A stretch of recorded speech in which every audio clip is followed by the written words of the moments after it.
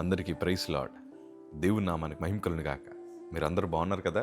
మీరు పెడుతున్న ప్రతి ప్రార్థన రిక్వెస్ట్‌కి అనేది మేము ప్రార్థన చేస్తూ ఉన్నాం. మా ఆశ అంతా ఒకటే. ఎక్కడైతే మీరు తృణీకరించబడ్డారో, ఎక్కడైతే వెలివేయబడ్డారో, ఎక్కడైతే గుండెలు పగిలేలా ఏడ్చారో అదే స్థలాల్లో నా ప్రభు మీ అందరిని హెచ్చించబోతున్నారు. విశ్వాసంతో ప్రార్థన చేయండి. ఘనమైన విజయాలు ఖచ్చితంగా నా ప్రభు మీ అందరికీ దయచేస్తారు. God bless you all. ఇప్పుడు ఈ సంగమా చాలామంది ఇట్లాగ ప్రార్థన రిక్వెస్ట్లు పెడుతూ ఉన్నారు. అన్నా, 2025లో చాలా నష్టం జరిగింది. మా హృదయం కలవరం చేత నింపబడింది. ఇప్పుడు మా పరిస్థితులు ఎట్లనో తెలుసా? మా గుండె విరిగిపోయింది అంటున్నారు. కొన్నిసార్లు మనకు కలిగిన బాధలు బట్టి ఎన్నో మాటలు మనం మాట్లాడుతూ ఉంటాం. ఏమవుతుందో అర్థం కాని స్థితిలో ఉన్నారా? కానీ ధైర్యంగా ఉండండి. నా ప్రభు మిమ్మల్ని బాగు చేస్తాడు. కుటుంబం కూలిపోయిందన్నా, ఆర్థిక వ్యవస్థ కుప్పకూలిపోయింది.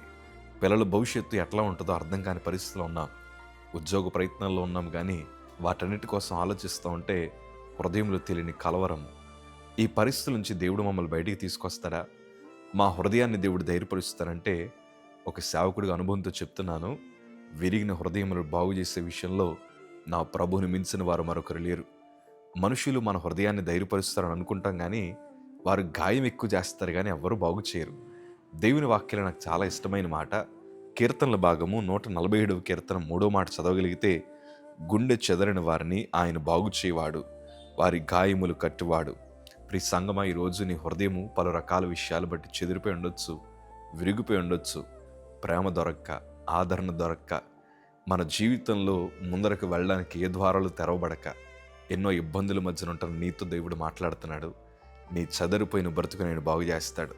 ఏ కలవరాలు అయితే ఇప్పటిదాకా నీకు నిద్ర పట్టకుండా చేసేయో వాటన్నిటినీ ప్రభు తారుమారు చేస్తాడు. ప్రభు వాక్యాలు నాకు ఇష్టమైన మాట ఏంటి తెలుసా?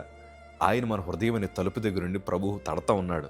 దేనికోసం అంటే, ఈ విరిగిపోయిన హృదయాన్ని ప్రభు బాగు చేయాలని, ఈ చెదిరిపోయిన గుండెను దేవుడు బాగు చేయాలని, మనకుండే ప్రతి గాయాన్ని కట్టాలని దేవుడు ఆశపడుతున్నాడు. ఎంతోమంది నేను గాయపరచుండొచ్చు కదా. కొంతమంది ఎట్లా అంటారన్నా, మేము ఎవరినైతే ఎక్కువ ప్రేమించామో, ఎవరి మీదైతే ఎక్కువ ఆశలు పెట్టుకున్నామో, ఈరోజు మా దుఃఖానికి కారణం వారే. ఈరోజు మేము అలా ఏడుస్తున్నామంటే కారణం వారే. అతిగా ప్రేమించామా, లేకపోతే ఎక్కువ వారిని నమ్మేమా, తప్పంతా మాదేనా అన్న ఆలోచన మధ్యన మీరుంటే ధైర్యంగా ఉండండి. మీ గాయాలను కడతాడు. ప్రియ సంగమా, దేవుని సేవకుడిగా మేము ఎన్నో ఇబ్బందుల మధ్యన వెళ్ళాం. ఏ మనుష్యులైతే నా హృదయాన్ని పాడు చేశారో, ఏ మనుష్యులైతే ప్రభు దగ్గర నుంచి నన్ను దూరం చేశారో, చివరాఖరికి నాకు మరణం వచ్చిన తర్వాత ఏమన్నారో తెలుసా? వీళ్ళు యేసు ప్రభు నమ్ముకున్నందుకు ఈ అబ్బాయికి రోగం వచ్చిందండి, యేసయ్య దేవుడు కాదని చెప్పడమే కాదు, నేను చనిపోతే మా మందిరాలకి తాళాలు వేద్దామని ప్రయత్నం చేశారు. రకరకాల పరిస్థితుల మధ్యన మేము ప్రయాణం చేశాం.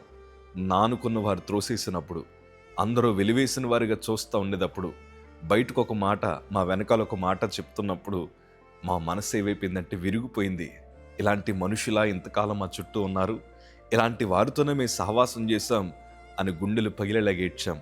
అంతెందుకయ్యా, మాకు ధనము సరిపోక అనేక మంది సంఘాలకు వెళ్ళి మేము వారి దగ్గర నిలబడి చేతులు చాపితే, బ్రతుకున్నప్పుడు అన్నీ ఉన్నప్పుడు కక్కల ముక్కలు తింటారు. ఇప్పుడు చూసావు, అడుక్కు తినే స్థితికి వచ్చేసారని మమ్మల్ని ఎగతాళి చేసినప్పుడు హృదయం పగిలిపోయింది.